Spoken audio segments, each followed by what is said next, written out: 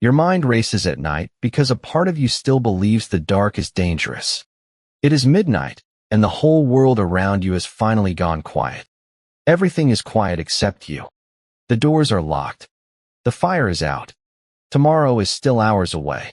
Still the mind runs, circling the same worn track it has circled for an hour. It replays what you said. It rehearses what you have not yet done. You are not in danger. Your body knows this. But something older does not. To understand the racing mind, you have to leave the bedroom and go back a very long way. Back to when the setting of the sun was the most dangerous thing that happened all day. For 100,000 years, nightfall was not rest. It was a threat. The dark took away the one sense your kind trusted most. You are a creature built for the day, for color and distance and the faces of others. When the light failed, all of that was taken, and the world became a wall of black. And into that black came the things that had been waiting for it. The big cats hunt at night. Their eyes drink the little light that yours cannot. In the dark, the animal that saw first lived. The one that was seen first did not. So for your ancestors, sleep was the most defenseless hour of the whole turning day. To close every eye at once, out in the open, was to offer yourself up. A band that all slept at the same moment might never see the morning. And so the body struck a bargain with the night. It would rest, but it would never fully let its guard down. It would keep one watchman awake behind the wall, even while the rest of you slept. Every night, in every camp, someone stayed up to watch the dark for everyone else. And over enough years, that watchman moved inside. You no longer needed a person on the ridge. You carried the ridge with you. This is the sentinel, and it lives in the oldest, deepest floor of the brain. Its only task is to ask one question over and over, all night long. Are we safe? Are we safe? Are we still safe? By day, the world answers with faces and voices and open light, and the sentinel rests. By night, there are no answers. Only silence, and the sentinel does not trust silence. Silence, to the old brain, is not the absence of danger. It is the absence of proof. So it does what it was built to do. It goes looking for the threat itself. It reaches back into the day for anything that felt like a danger. A sharp word. A look you could not read. A task left undone. None of these can eat you. But the sentinel does not know the difference. The system built to survive the night, a frown and a predator are the same shape. So it lifts each worry up to the light and turns it over, again and again. This turning over has a name. We call it lying awake. The old brain calls it keeping watch. And it does not only look back. It also looks ahead, into the dark of tomorrow. The same watchman that guarded the night now guards the future. It runs ahead down every path you might walk, looking for the one with the pit in it. It rehearses the hard conversation. It stages the meeting that has not happened. For your ancestors, this was priceless. The one who imagined the flood survived it. The mind that could see tomorrow's danger tonight lived to see many tomorrows. Foresight was not a flaw. It was one of the sharpest tools your kind ever grew. The trouble is not the tool. The trouble is that it no longer knows when to rest. Because the night it was built for and the night you actually live in are not the same night. Look at the night the sentinel was made for. Cold that could kill. Beasts that could hunt. A dark that hid every one of them. In that world, a racing, watchful mind was the price of waking up alive. Now look at the night you are actually lying in. Walls are solid.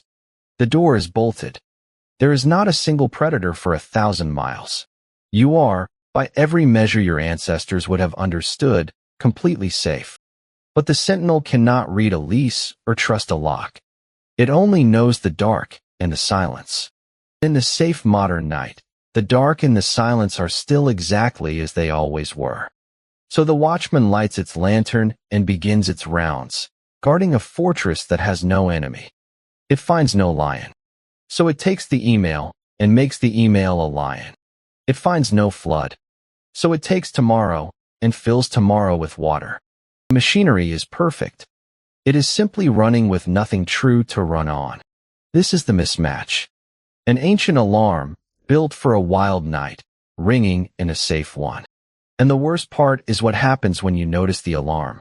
You try to force the watchman to stand down. You order yourself to sleep. But to the sentinel, a struggle to relax looks exactly like a struggle for your life. The harder you fight to be calm, the louder you prove that something must be wrong. So the alarm rings harder, and you lie there, wide awake, fighting a war with no enemy. Here is what the racing mind is actually doing when it will not let you rest. First, it replays. It drags the day back through the dark, hunting for your mistakes. This is not cruelty. In the old world, the mistake you missed at night could kill you by dawn. A weak spot in the fence. A sound not checked. The mind reviews them so the body survives. A harsh word in a meeting is not a gap in the fence, though the sentinel files it the same. So it replays the harmless thing with all the force it once saved for the deadly one. And second, it forecasts. It runs ahead into tomorrow, scouting every path for the pit. In the old world, the scout who imagined the ambush chose the safer trail and lived.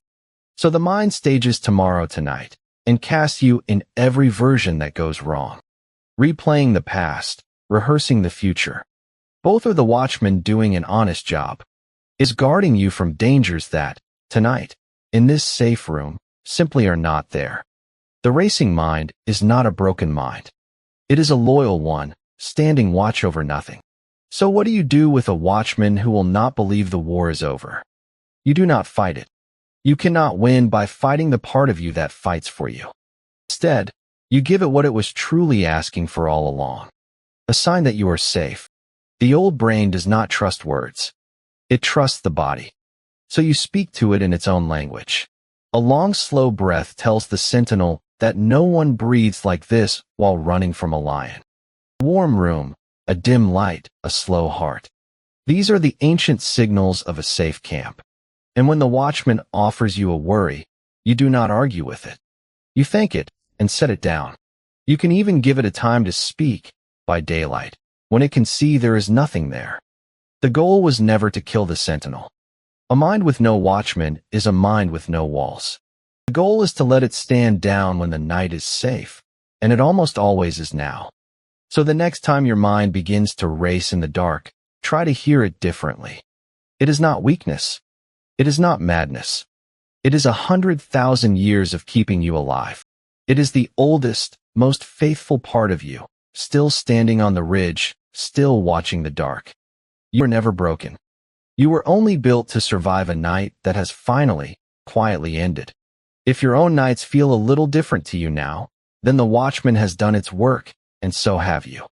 This channel studies the ancient animal you still are, one quiet instinct at a time. Subscribe, and I will see you over the next rise. And if you want to follow the science, the names are waiting for you below, in the quiet light of the page.